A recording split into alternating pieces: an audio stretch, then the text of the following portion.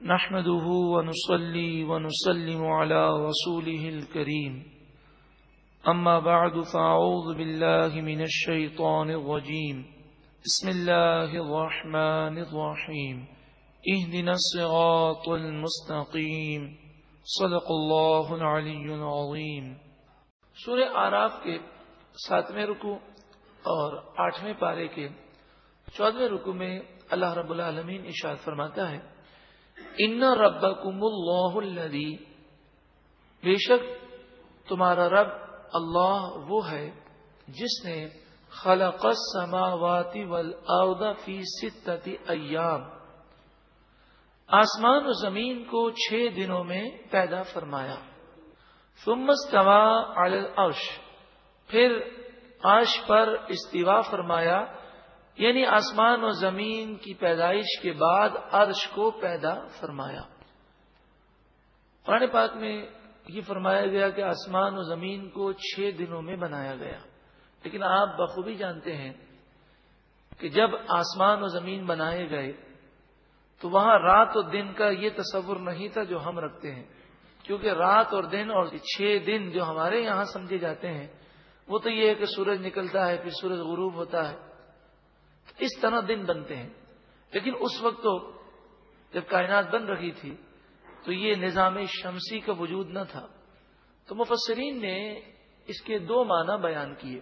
فرمایا ایک معنی تو یہ ہے 6 دن سے مراد یہ ہے کہ دنیا میں جو 6 دن کی مقدار ہے، ایک دن میں 24 گھنٹے، تو 6 دن میں جتنے گھنٹے ہیں جو وقت ہے، اس وقت کی مقدار میں اللہ تعالی نے پوری کائنات کو بنایا۔ اور دوسرا فرمایا کہ یہ دن سے مراد کیا ہے وہ اللہ ہی بہتر جانے، کہ دن ہمارے والا دن مراد ہے یا دن سے کوئی اور مراد ہے، تو اس لیے فرمایا کہ بس ہم اس پر ایمان رکھتے ہیں۔ فرمایا 6 دن میں بنایا، اس کی حقیقت اللہ ہی جانتا ہے۔ سوال یہ ہے کہ وہ رب اگر فرمائے کن ہو جا فیکون، تو وہ ہو جاتا ہے، تو کائنات ایک لمحے سے بھی کم وقت میں بن جاتی، 6 دن میں کیوں بنایا گیا؟ فرمایا اس میں اللہ تعالی کی حکمتیں ہیں، اس کی مصلحتیں ہیں، اور ایک حکمت لوگوں کی تعلیم ہے، ہر کام کو وہ بتدریج کریں، اطمینان سے کریں، یہ لوگوں کی تعلیم کے لیے بھی ایسا کیا گیا۔ دیکھیں نا، وہ چاہے تو ہم بیج بوئیں، رات کو بیج بوئیں، صبح دیکھیں تو اتنا بڑا درخت ہو جس کے پھل لگے ہوئے ہوں، لیکن اس کا ایک نظام ہے، پیدا تو وہی کرتا ہے، لیکن اس نے ایک نظام رکھا کہ بیج سے پودا، پودے سے درخت، پھر درختوں سے پھول اور پھول سے پھل، ایک پورا اس کا نظام ہے۔ یغشی اللیل النہار یطلبہ حثیثا، رات اور دن کو وہ ایک دوسرے پر ڈھانپتا ہے، اس طرح یطلبہ حثیثا کہ دن فوراً رات کے پیچھے آتا ہے اور رات فوراً دن کے پیچھے آتی ہے۔ یعنی آپ دیکھیں، دن جا رہا ہوتا ہے، رات آ رہی ہوتی ہے، یہ معاملہ کوئی جلد بازی میں نہیں ہوتا بلکہ بتدریج ہے۔ کوئی ایسا نہیں محسوس ہوتا کوئی طوفان آ گیا، کوئی ہنگامہ کھڑا ہو گیا، غیر محسوس طریقے سے ہم رات سے دن میں چلے جاتے ہیں اور دن سے رات میں آ جاتے ہیں۔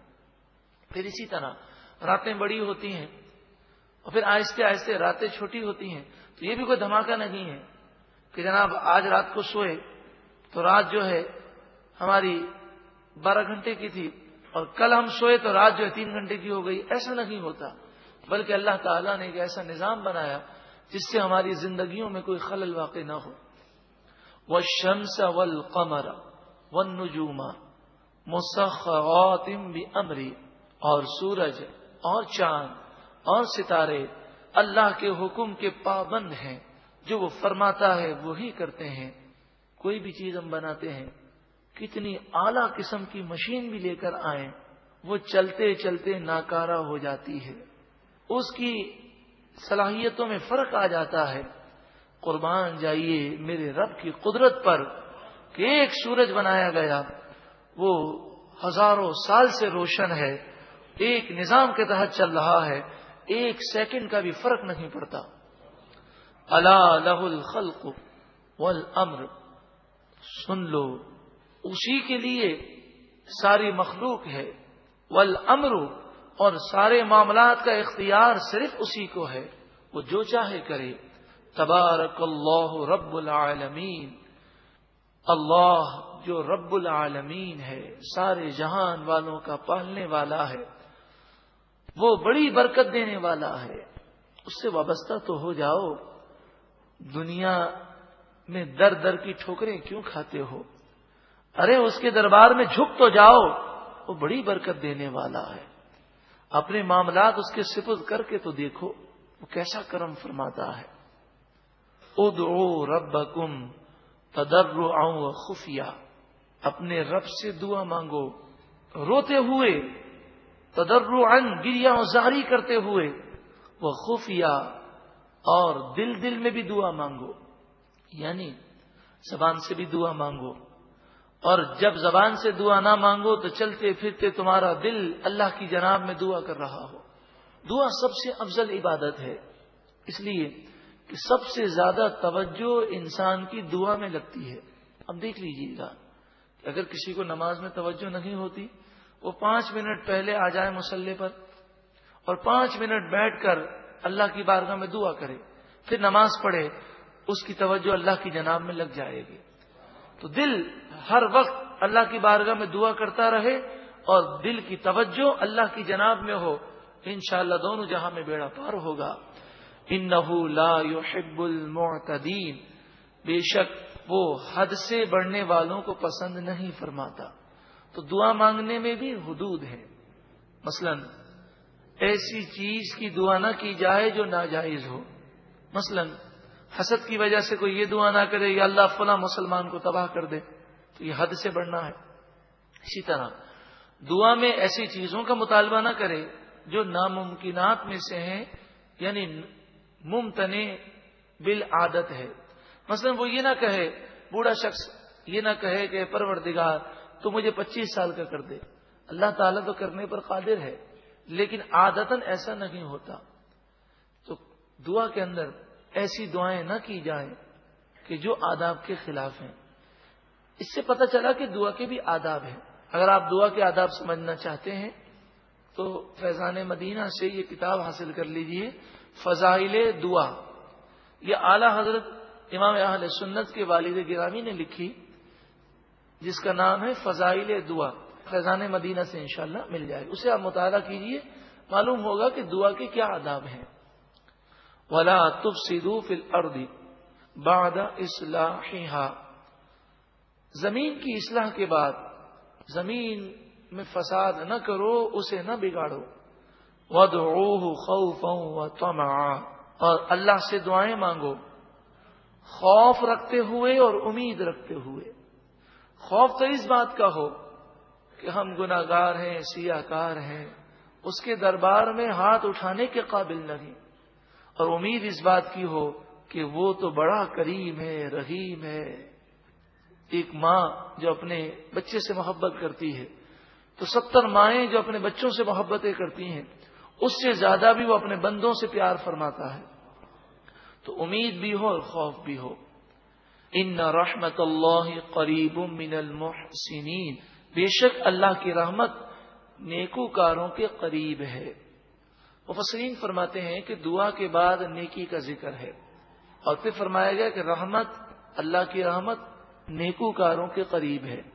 تو فرمایا دعا کی قبولیت کی ایک شرط یہ ہے کہ بندہ جب دعا کرنے بیٹھے تو پہلے اپنے تمام صغیرہ اور کبیرہ گناہوں سے سچی پکی توبہ کرے، اور یہ نیت کرے کہ پروردگار اب میں آئندہ کبھی یہ گناہ نہیں کروں گا، اور پھر اپنے گناہوں پر آنسو بہائے، عاجزی گریہ زاری کرے، دعا کرنے میں دکھلاوا نہ ہو، دعا کرتے وقت اللہ کی طرف اس کی توجہ ہو، اور پھر وہ دعا مانگے، اللہ تعالیٰ کی رحمت اس کے قریب ہے، اس کا بیڑا پار ہو جائے گا۔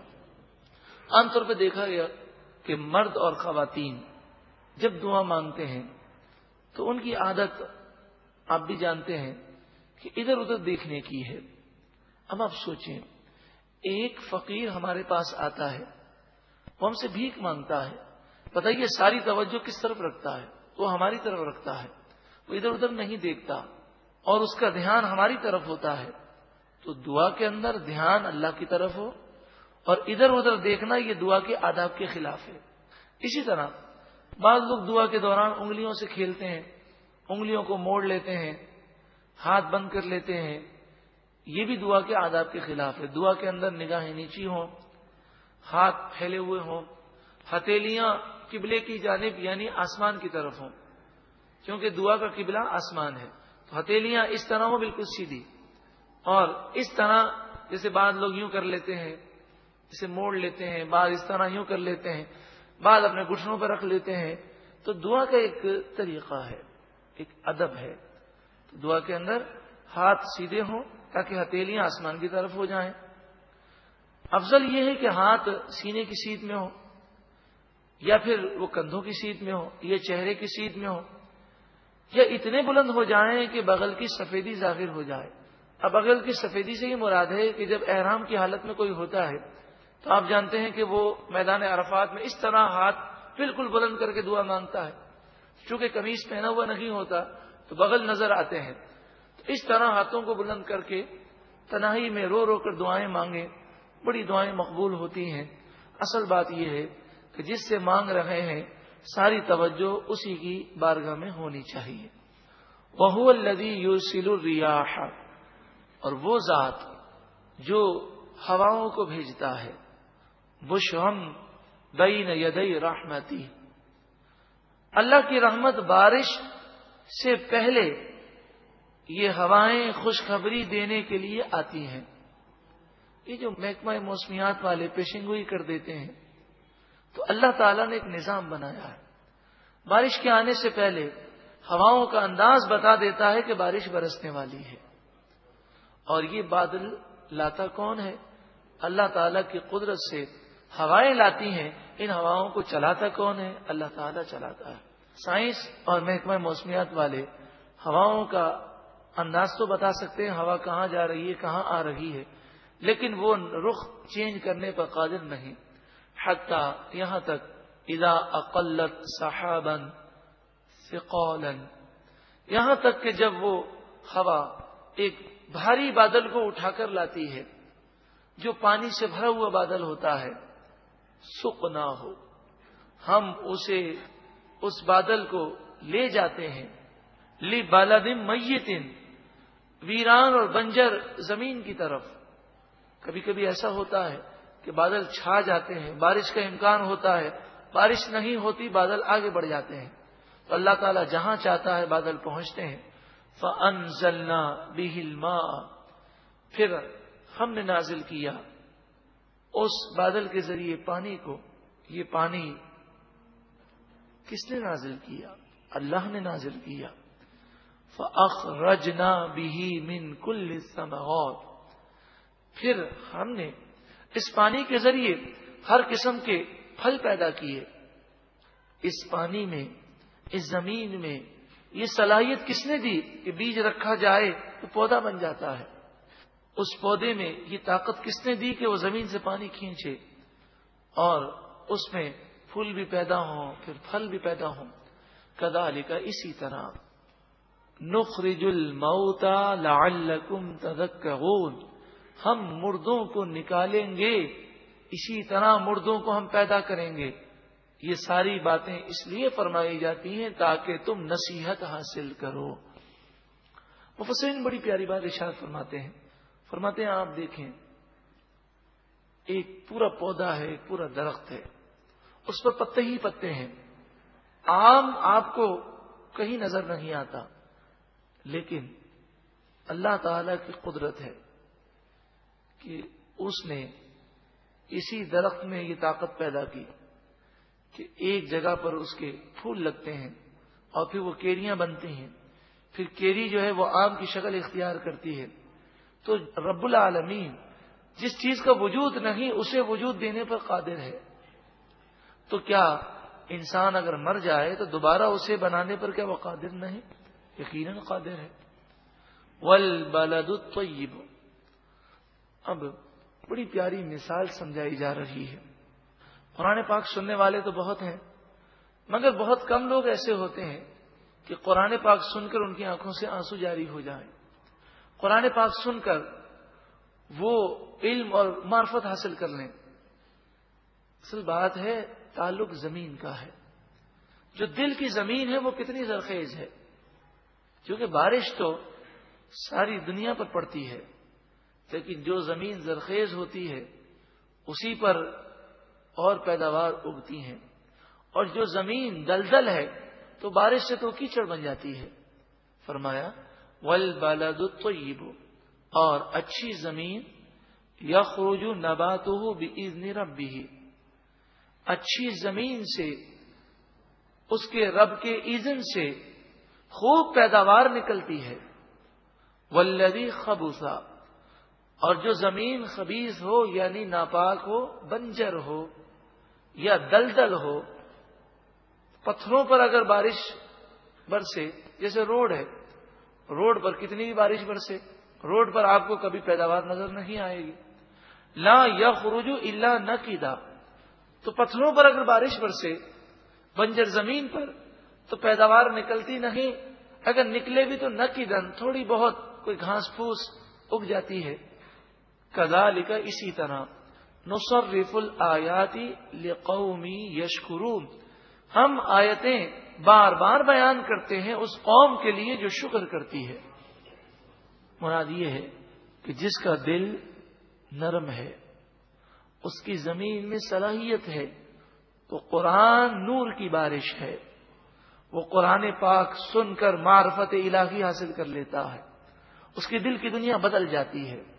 اور جس کی زمین یعنی دل کی زمین گناہ کر کر کے سخت ہو چکی، پتھر بن گئی، تو قرآن سن کر بھی اس کا دل ہلتا نہیں ہے، اٹھتے ہوئے جنازوں کو دیکھ کر بھی اس کی آنکھوں سے آنسو جاری نہیں ہوتے، اسے اپنی موت یاد نہیں آتی۔ جب وہ دن آتا ہے تو مقررہ دن پر مقررہ وقت پر موت آ جاتی ہے۔ عقل مند، دانا، سمجھدار موت کی تیاری کرے اور ایسے کام کرے کہ اللہ اس سے راضی ہو جائے۔